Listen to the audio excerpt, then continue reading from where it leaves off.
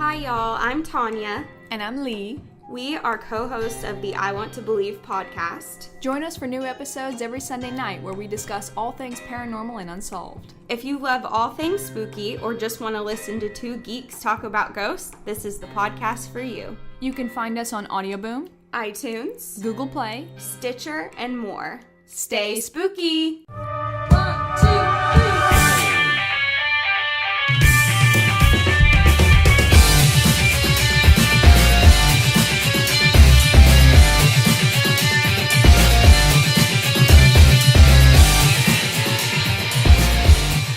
Hey everybody, welcome back to a special episode of the Southern Fried Geekery podcast. As always, I'm Caleb Alexander McKenzie. I'm Craig Lance. I'm Sean. I'm Jerry. And we are joined by a very special guest today that, he's a lot of things. He is a producer, he's a creator, he's an actor. Who are you, man? My name is Nick Helms. I am the creator of Gotham Knights, a web series, Batman fan web series that we're making here in Central Arkansas. I'm the executive producer, and I play Jason Todd, the Red Hood.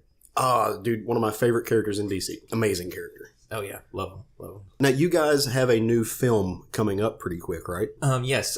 We have the story that we've been wanting to tell for so long. It's a 4-part event series, and this next Sunday on the September the 9th, we'll be having part 1 and part 2 premiere at the Movie Tavern in Little Rock. Tickets are sold out for that, but we premiere on YouTube at part 1 on the 14th, and then part 2 will be on the 28th of September. Very cool. So tell us a little bit about the story that you're going to be telling. I mean, without spoiling things for folks at home who are coming to see it, but yeah, it's a story that I've been wanting to tell for about 11 years now. It's basically what happens when Batman goes missing. And it's a story that I thought was, Batman to me is like the cornerstone of what the DC universe is. And without Batman, especially, in the Batman, just generalization, if you take Batman out, it's like that last piece of Jenga that if you take out and everything topples. Exactly. And just heroes and villains it would just be nuts. They wouldn't know what to do. And I actually created the basic of the story before they did the Batman R.I.P. in the comic books and stuff like that. I actually had that beforehand. So, and I thought it'd be crazy to see what would happen without Batman. And so that's basically the story I wanted to tell. And it's gone through a lot of different things throughout the years when I've been trying to make it. But the core concept is that I wanted to tell was a story of what happened when Batman went missing. Very cool. Well, so how did you get started making fan fiction film? Is it okay? Is that a good way to describe it? It's I guess fan series, fan films, whatever. There's a lot of them out there. If you look up some, Bat in the Sun does that. I'm familiar with those guys. Yeah. And there's like Batman Chronicles and a Nightwing one, and just different ones that I've seen. And I guess it was 11 years ago, as I said, that we wrote a pilot. And was going to try it. It was right after Smallville was getting close to ending. Yeah. And I was like, well, okay, now they need another show, and it would be great to be Batman. And so I came up with the concept, and I wrote a pilot. We wrote a pilot script and was trying to get an agent. Went through some shady agent stuff, and it was basically I had found these agencies online and sent them the script, and they're like, oh, we love it, we want to sign you guys and stuff like that. And then when they sent the contract over, it said that in the contract that you had to own the rights. Right. And Bob Kane's not my uncle or anything, so what? Yeah. So I don't own the rights, and so I was like, well, obviously this must be a scam or something because they would know I don't have the rights to Batman. And so kind of just gave up on the dream. And then about 5 years ago, me and my friend Zach, who's our editor, he's actually moving to New York. He lives in Washington right now, but he's moving to New York today. And he was in Arkansas for about a year with me, and we were in Walgreens one day, and he was like, we were going to make movies and stuff like that.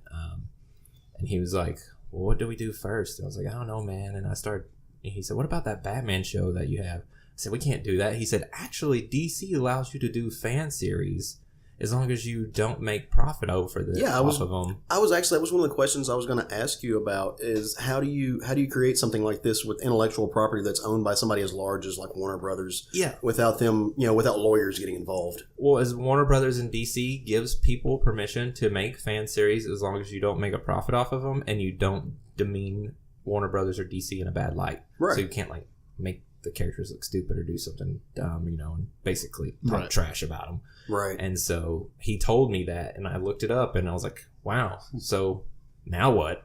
And he's like, let's do this. And so I wrote out like 12 episodes of the show, started casting, had like 40, 50 people on the show once we went through audition process. And it's kind of just changed. A lot of stuff has happened throughout the years because I've been trying to do it for 5 years now. And then it was about 2 years ago or so, it had been like a year that we had done anything. And I sat down with a guy named Timothy Drennan, who is actually the director, the writer of the show, and he plays the Joker. And we sat down and we came up with this roadmap of what we wanted to do, sticking to the core concept of what happens when Batman goes missing.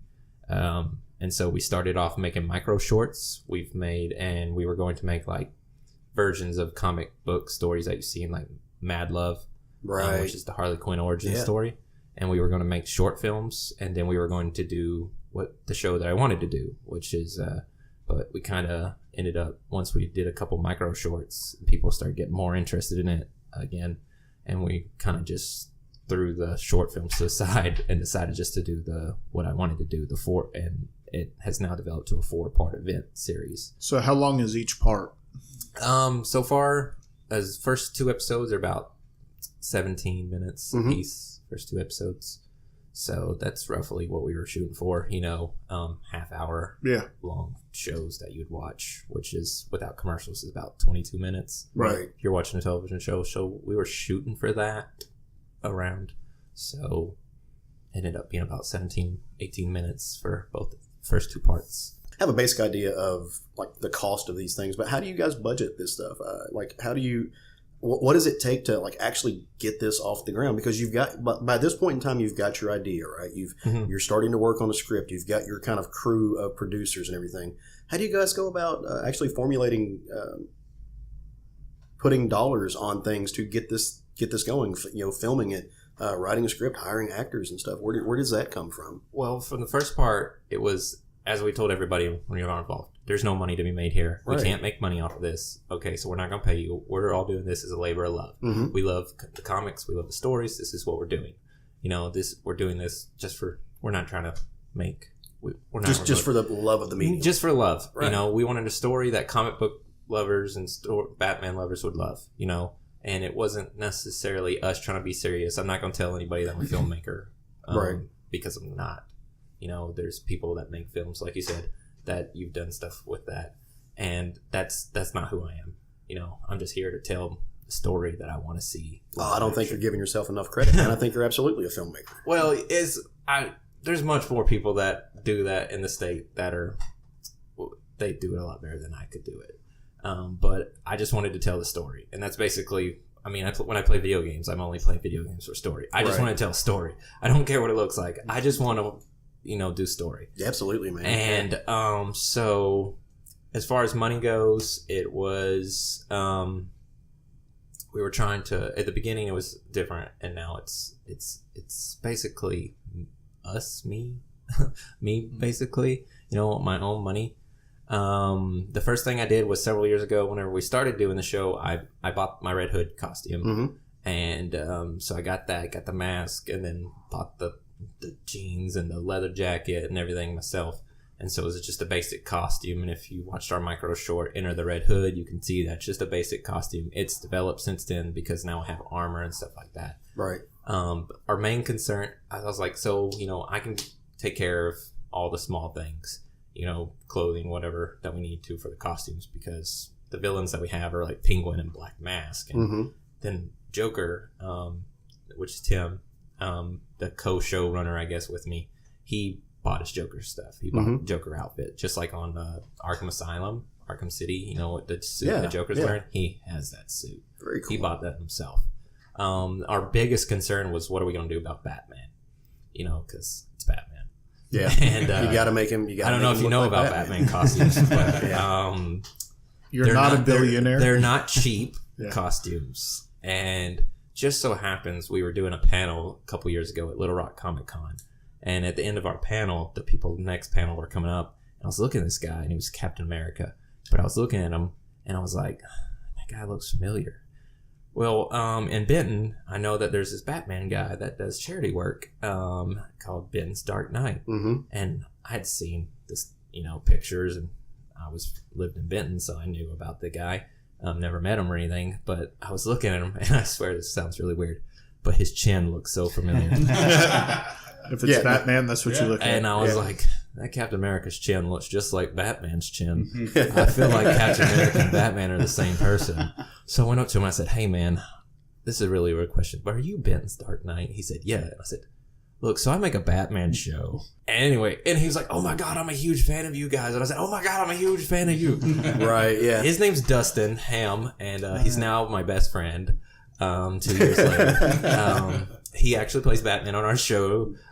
So he already had a costume. He spent thousands of dollars on it himself, did charity work, and so it's like legit from like now. And Dustin actually goes up to I want to say he goes up like Children's Hospital. And yeah, stuff. he does Titan South, right? Yeah, he's part of Titan South. Yeah, he does charity work and stuff, and he's been doing that for years. Yeah, that's fantastic. All kinds of stuff.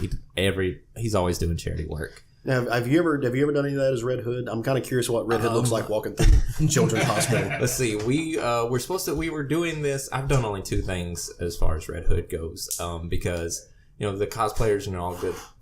I love that they do all the charity work as cosplay and stuff like that. But I always, I'm making a show, and plus Red Hood's Red Hood, right? So I wasn't going to do the whole say that I'm a cosplayer because I'm just basically acting in this show. But I did do 2 events with them, this thing in Benton, this duck thing, and then we did a superhero lunch before Little Rock Comic Con this previous year. That's cool. And so I did both of those. And of course, a lot of people, Red Hood's not well known as much as everybody, so a lot of people asked me who I was, and we went last year, something like that. We went walking downtown randomly one day. People always thought I was Deadpool. So no, it makes me mad. Sad day. Well, but for casual fans, Red Hood is one of those characters that's kind of like Batwoman. People know who Batman and Robin are. They know Batgirl. I don't think the average person knows a lot about characters, these tangential characters like Red Hood, right. Jason Todd, Batwoman, Kate Kane, who's coming up in a show. Yeah, but hopefully, super excited about that. Yeah, I am as well, because she's, like I said, these 2 characters are my favorite in the Bat family. And I lost the point I was trying to make. So people aren't just really knowledgeable about them, and that's what I think is great about this, is because you're not just doing a kind of a rinse and a repeat thing that we've seen other people. You're tapping into other characters that aren't as prevalent. Mm-hmm. And I think that's really cool. And I think that as we, as the CW is picking up on things like Batwoman, I think those characters, the side family characters, are going to get more and more known. Yeah. People are going to know who Red Hood is, and not ask, oh, is every person in a red mask Deadpool? Right. What is it about, like, did you choose to play Red Hood? Was that something that you've always wanted to do? So originally when we made the show, there was Robin Tim Drake that was going to be in the show. We're not doing Tim Drake now.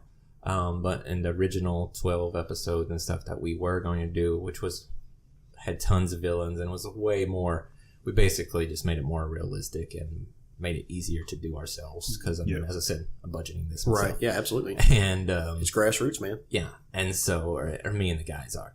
And so originally we had people audition, and I said, you know what? I want to audition for Tim Drake. Obviously, I'm the creator of the show. So what I did is I auditioned for Tim Drake, and I put my audition out there, and we had callbacks and stuff, because we had over 100-something people audition for the show, nice. And this was like 5 years ago, and it was crazy. And and because I just, no one knew who I was. And so it was such a big deal to me. And so we had callbacks and stuff like that. So I put my audition out on our page and everything, and had people vote. And if I had so many votes, then I would get a callback. And so I auditioned for Tim Drake, and everybody loved it, wanted me to do a callback. So I did a callback.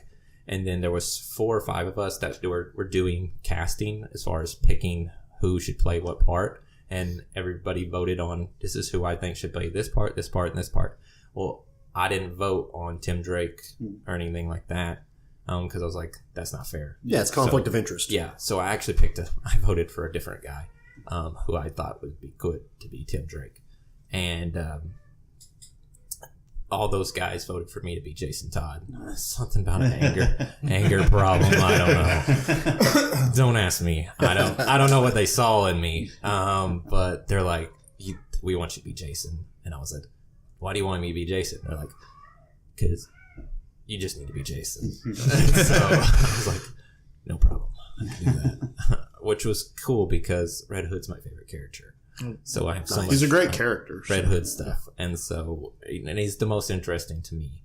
And so, why is that? If you don't mind, expound on that. Well, it's just I found it from the beginning. I mean, he got voted off to be killed, which was interesting to me.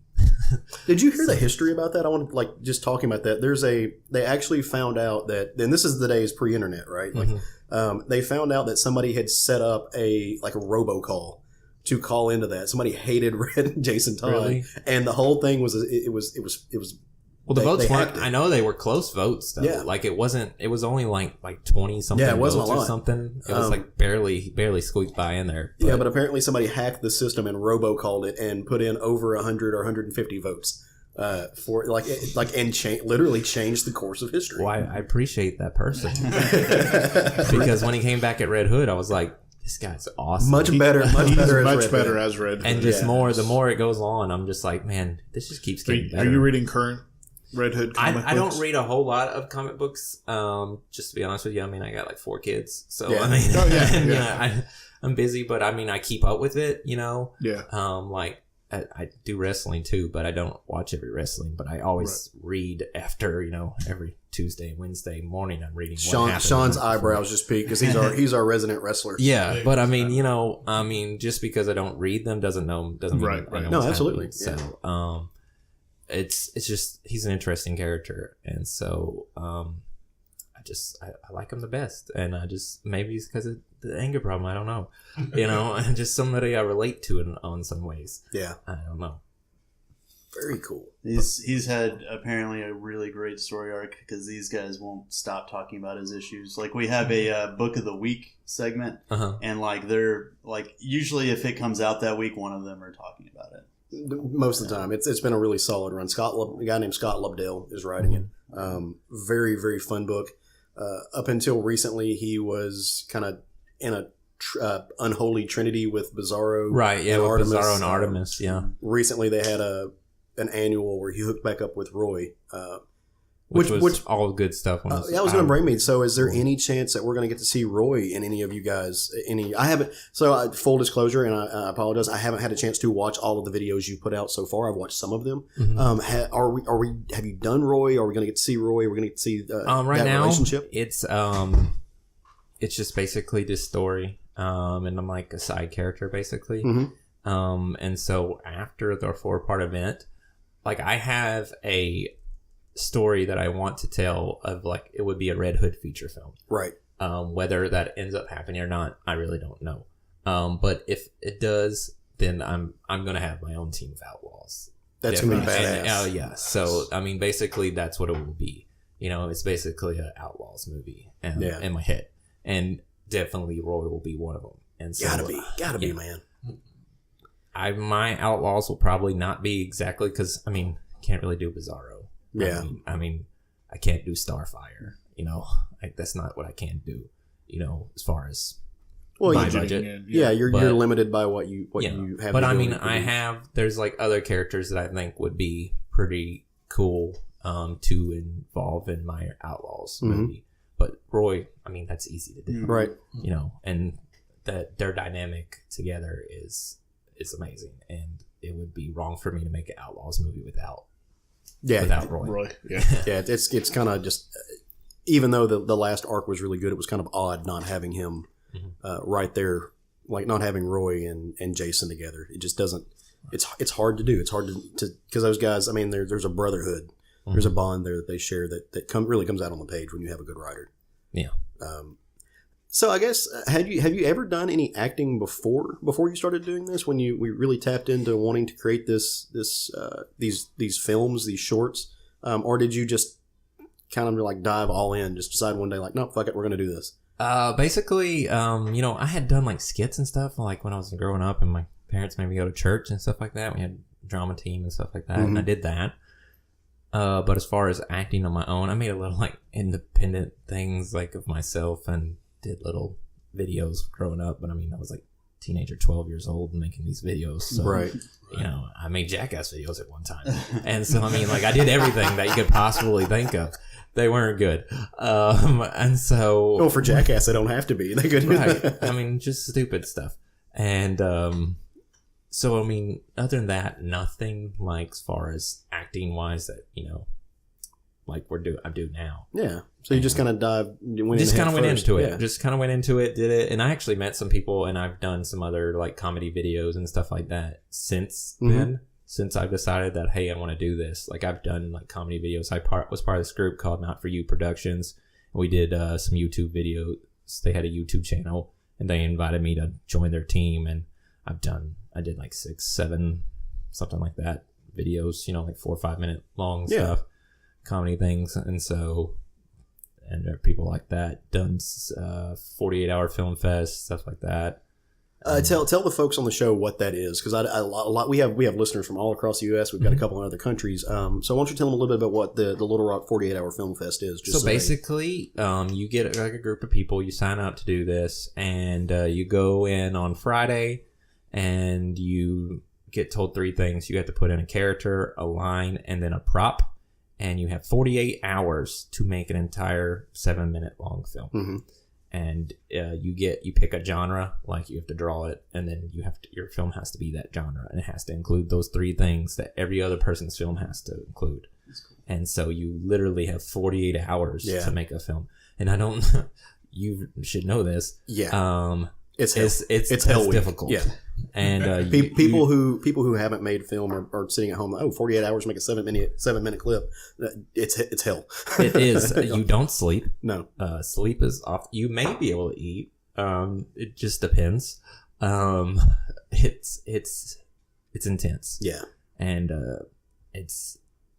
once you do this type of stuff, like, I mean, it's easy to watch a little bitty 3-4 minute video on YouTube and be like, oh, that's pretty cool. Yeah, it's funny, and you laugh and everything and show everybody, but you have no idea what amount of work goes into that kind of stuff.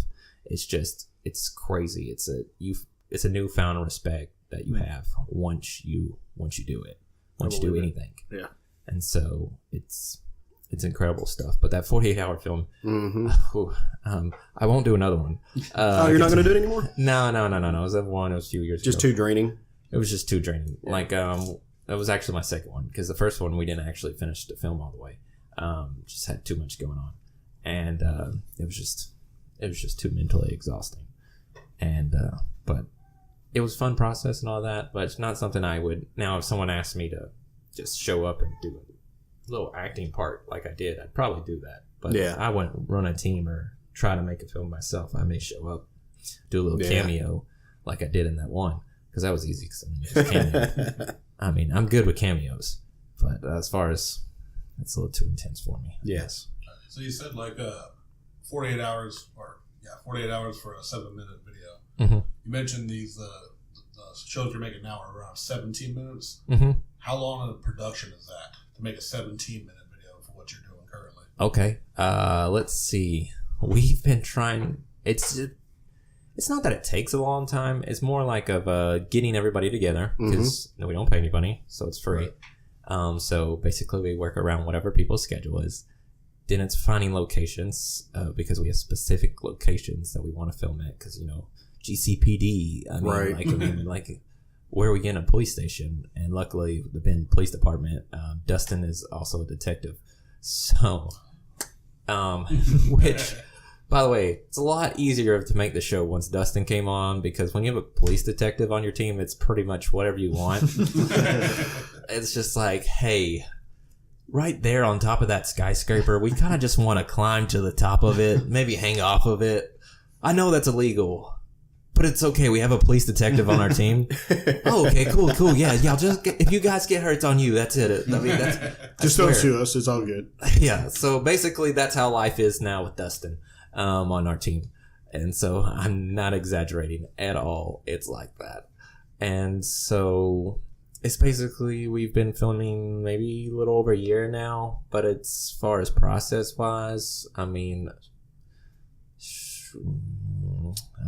hours wise, it's not like tons. It's not like it took a whole year. We've been filming the entire year. Right. Just basically here and there. Like when we film, we're filming all these scenes right here at this time. So they were like here for like 10 hours here, 10 hours here, like 50 something hours of filming for these 2 episodes. We'll just say that. And then editing is, editing is where it's at. I mean, so maybe 100 hours or something. God bless you for acknowledging that. And we only have to editing edit. Doesn't take anything. I only have to edit audio. I don't even have to try to make the audio match up with the visuals, and it's a whole different ballgame. Editing is tons of fun. The special hell. It is. It's editors don't get enough credit. And another thing you appreciate once you do it, and so I'm the assistant editor. I didn't even mention that earlier, but I actually help Zach edit on do little things and stuff like that. I'll do this little bitty scene here, and then you work on everything else, and let me fix this right here, and while he's doing all the other stuff, But it's not fun. No, it's grueling, man. It really is. It really is.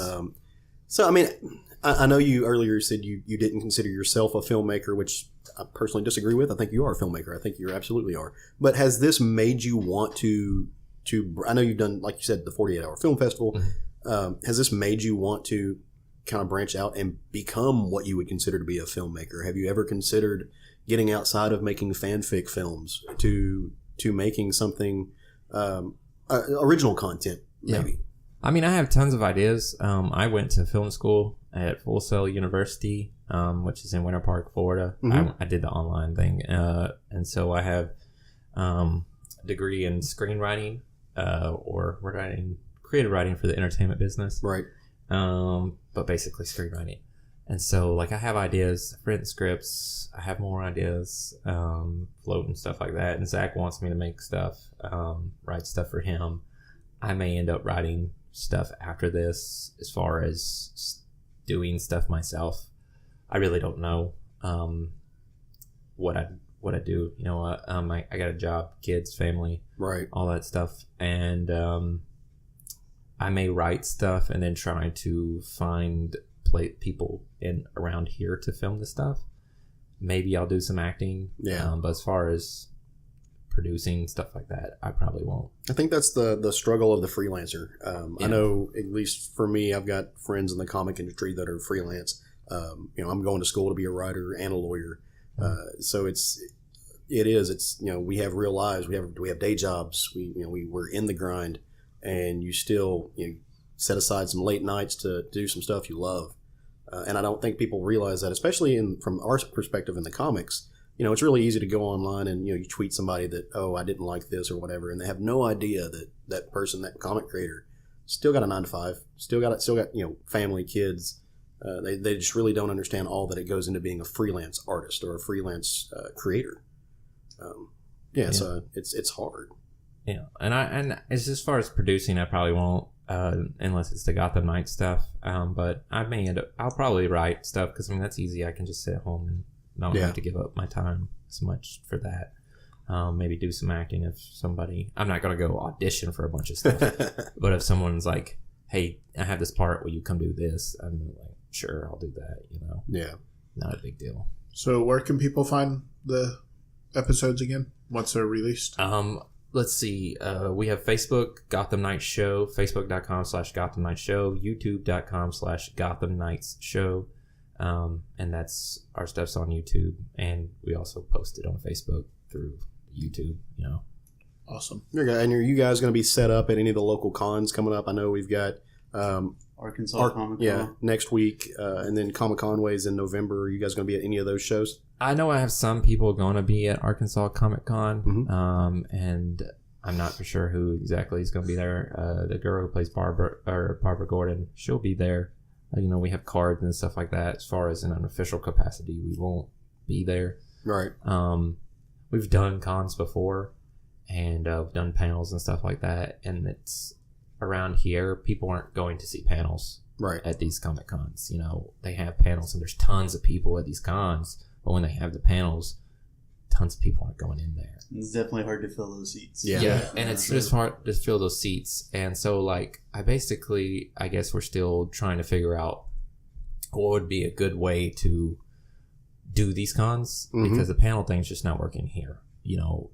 We're not San Diego Comic Con. No, rural cons are different. Yeah. And so we're just trying to, I guess, figure out a plan. So we have people that go to these cons. They take some of our cards. I have some cards. I'll give you guys some cards. I was going to say, we're going to do Comic Conway, and we'll be more than glad to put some cards out on our table for you. Cool, yeah. We'll have to get you some cards then to do that. We appreciate that. And I guess we'll just wait and see what happens after the event comes out. Who knows what will happen, I don't know. Yeah. Well, man, we wish you the best of luck. Thank you. And I think it's awesome that you guys have sold out, you said? Yeah, we sold out because, we're at the movie tavern. They gave us the biggest auditorium, which is 168 seats. And so basically I just had to have people because I was like, we have over 2,000 something likes on our Facebook page. And I was like, and through everybody's Facebook friends and stuff like that, that's a connection of 5,000 people at least. And I was like, well, if we just put out there that, just show up or whatever, it's going to be crazy. So I was like, well, if you like this status, we'll put your name in a drawing and then we'll random it. And so, it was 2 days. So we could have filled just people liking my Facebook status and then the Gotham Knights thing. Yeah. We could have filled a whole nother auditorium and probably half of another one. That's awesome, man. 168 seats. So, if I just put out there that if we had I could probably fill the whole theater worth of showings if I was given that, stuff. Yeah. But I had to limit it. And so, because there's really nobody that I knew in the Arkansas film industry that is coming. So, yeah. So, I guess basically because they didn't see it in time, and Facebook algorithms are kind of weird now. So, they are, man. We fight that battle all the time. So it's they find out later on, and so I'm sure that if I wanted to, if we had another showing, I know that we're working on another one, but someone else another place wants us to show there. So it was crazy stuff, though. I didn't expect that many people to like it. It's fantastic, man. Yeah, it really is. Well, and when it comes out, when it finally hits YouTube, we're definitely we'll share it over to our media sites so people can see it and tell them where they can find you. We'll do whatever we can to help because it's awesome, and it's awesome that you're doing it right here at home. Yes. For us, home is Little Rock, Arkansas, and the metro area. And it's great to see the love of geek culture, the love of that just coming out and doing really neat things here. So thank you for doing that, for facilitating that, and thanks for sitting around and talking with us. Man. Thanks for having me out. Awesome, man. Thanks for coming. Yeah, really appreciate it. Well, absolutely, we'll do it again soon. All right, we may have to have you back after the screening to tell us a little bit about it. And seriously, if you guys are ever at a con and see us and want to sit down, and if you're working on a project, don't hesitate, reach out, man, and we'll do the same. Absolutely. So I want to have one more question if I can ask it before we go. So if you have unlimited budget, money's not a concern. What are you making? What superheroes are you making? What superheroes am I making? Yeah. Is there any characters, like you said, you couldn't do Bizarro, you can't do Coriander, but because of budgetary constraints, right. If money's not an option, if you got stupid money, what are you doing? Who are you throwing in there? Who would I put in the show myself? Let's see, man, probably Clayface. Oh, nice, nice. If I had the ability to do anyone, I think it'd be Clayface. But the cool thing is that we have Black Mask, which is probably one of my favorites. So I'm just good with what I got now. But yeah, if Clayface, maybe because I haven't seen him live action, right? And that's what my whole thing is seeing people that I haven't seen in all these other movies. Yeah, right. That's rad. That's rad, dude. Yeah. All right, brother. We're gonna let you guys get out of here. I know you're busy. All right, thanks, man. Y'all have a good one. Hear any good rumors lately? A 3-day manhunt that ended in the death of of 5 officers and all hostages. This tragedy is the 10th of its kind in the 2 weeks since the infamous Jack Ryder radio spot. Riders claim that the Batman has disappeared remains unchecked, as sources now say it has been closer to a month since the last confirmed sighting of the Dark Knight. What's the point now? The point is, it's still a part of us. And now we're all that's left.